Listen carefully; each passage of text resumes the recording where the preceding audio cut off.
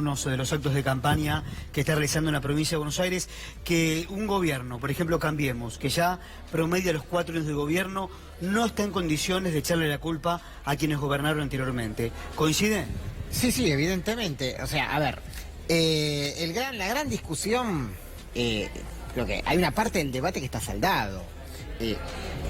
Todas las variables económicas, más allá de los problemas preexistentes que podía haber ante el 2015, han empeorado. Ahora, la gran discusión, me parece a mí, ya a esta altura, digo, para mí ese balance está hecho, lo bien lo señalaba el compañero jubilado, es qué hacemos para adelante, ¿no? Porque lo que tenemos puesto arriba de la mesa es un programa de ajuste del Fondo Monetario con consecuencias que son las que estamos viendo y los números que estamos viendo en niños, en viejos y en ocupados, pero también está el programa planteado para adelante por el Fondo Monetario Internacional que tiene, y lo estamos viendo, esto no es para la Argentina, esto es internacional, lo estamos viendo en Brasil, como una de sus exigencias más importantes, una reforma jubilatoria estructural que junto con la reforma laboral son las dos cosas que el Fondo Monetario está planteando para adelante. Por eso me parece que la discusión de fondo es qué hacemos efectivamente con ese acuerdo que está vigente, que es el acuerdo con el fondo, que está planteando estas cosas.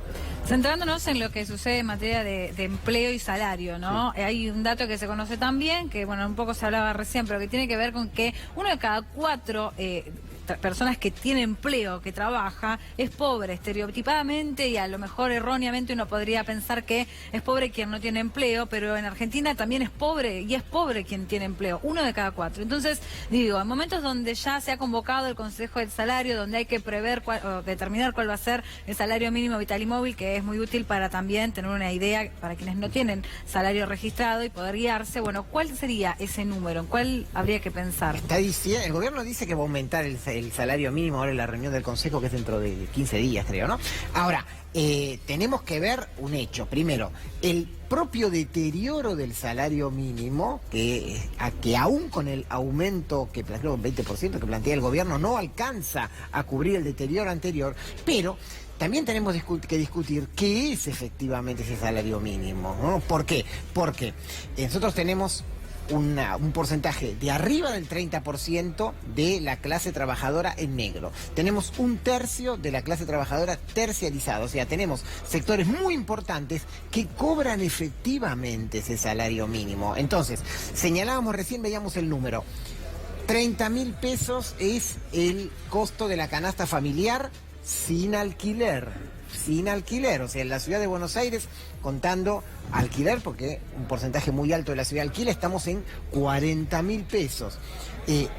El valor del salario mínimo no puede estar muy alejado de esa cifra, y hoy está en niveles que lo colocan por debajo del índice de pobreza y orillando el de indigencia. Por lo tanto, eso no puede ser, porque entonces después empiezan a repetirse todas esas consecuencias que señalábamos antes.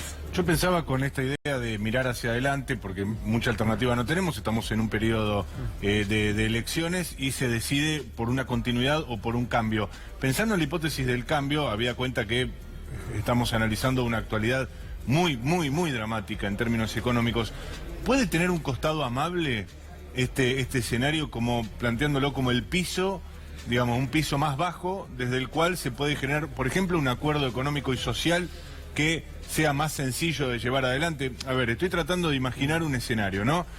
Alguien podría decir, bueno, si el piso de derechos es más alto, después es más complicado distribuir qué va a ceder cada uno. En cambio, en una situación donde todos han perdido, los trabajadores primordialmente, pero también los desocupados, los jubilados, los propios empresarios, quizás haya un escenario más proclive para que se genere un acuerdo económico y social, que es algo que se viene debatiendo desde hace décadas en Argentina y nunca se termina de aplicar. A ver, Antonio. Sí, yo creo que tenemos que ir hacia ese acuerdo. Creo que hay decisiones políticas iniciales. Hablábamos del salario mínimo. La Universidad de Avellaneda hizo hace poco un estudio que marcó que el 26% del salario mínimo se lo llevan los servicios. Eso es altísimo. Primer piso a discutir, lo ha dicho el candidato Alberto Fernández, primero hay que discutir el tema de las tarifas porque no Tengo una pueden pregunta, cubrir... ¿ese 26% no incluye alquiler? No incluye alquiler. Solo tarifa. Solo tarifas. Digo, es impensable que para un salario mínimo estaríamos hablando de que le queda 9.000 y pico de pesos de bolsillo, sin el aumento, más allá de la discusión del aumento. Sí, y tengamos presente que el salario mínimo vital y móvil el año pasado aumentó 25%, el gobierno se negó a volver a convocarlo y este año ya están pensando en un 28% con una inflación interanual que supera el 56%. Correcto. Y después decisiones políticas. La primera decisión, la Argentina no puede tener estos niveles de hambre. No puede ser que estemos pagando las altas tasas que se pagan en las LELIC o los altos tasas de interés o digamos los porcentajes que se pagan de deuda y tengamos este número de personas indigentes. Que aunque algún periodista diga que el indigente no es hambre, el indigente es hambre, es el que no cubre la canasta básica Antonio, de alimentos. Usted que es especialista en políticas sociales, los movimientos sociales han ocupado, me imagino, un rol fundamental en este poco tiempo.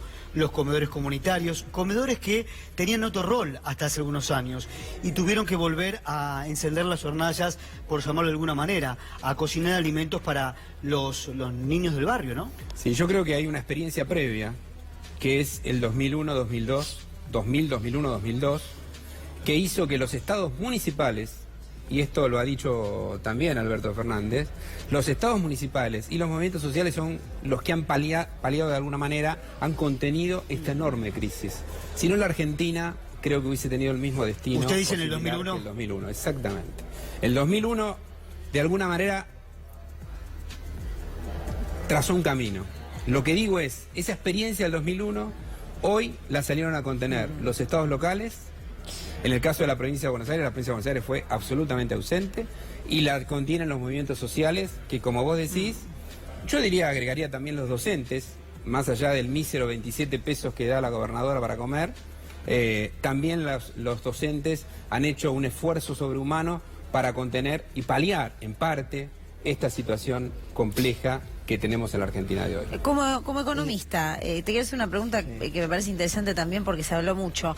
¿Qué te resultó, cómo interpretaste, cuán posible es cuando Alberto Fernández habla de cómo realizar la cobertura de los medicamentos gratuitos para los jubilados y perjudicando, entre comillas, a los bancos? ¿Es posible? A ver, primero y principal, hay una cosa previa que podemos caer más abajo, cuidado, no es que, porque esto es muy importante, no estamos en el piso,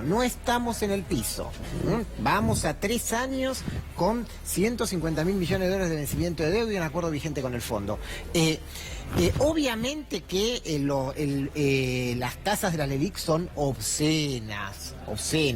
Ahora, yo creo que, y mi diferencia con el planteo que hace Alberto Fernández está en que hay algo que está justamente previo, que es, si nosotros no rompemos el acuerdo con el Fondo Monetario, estamos como atados, porque es jugar. ¿Te gusta la tasa de 60 con las LELIC y entonces quiebra medio país? ¿O no te gusta y entonces vuela la devaluación y quiebra la otra mitad? Es como que estamos mordiéndonos la cola. Y eso es el acuerdo que armó el fondo. Gracias, gracias por haber venido. Muy amables. Sigan cerrando los comercios, nos vamos a Flores, Rafael Palavecino. Rafa.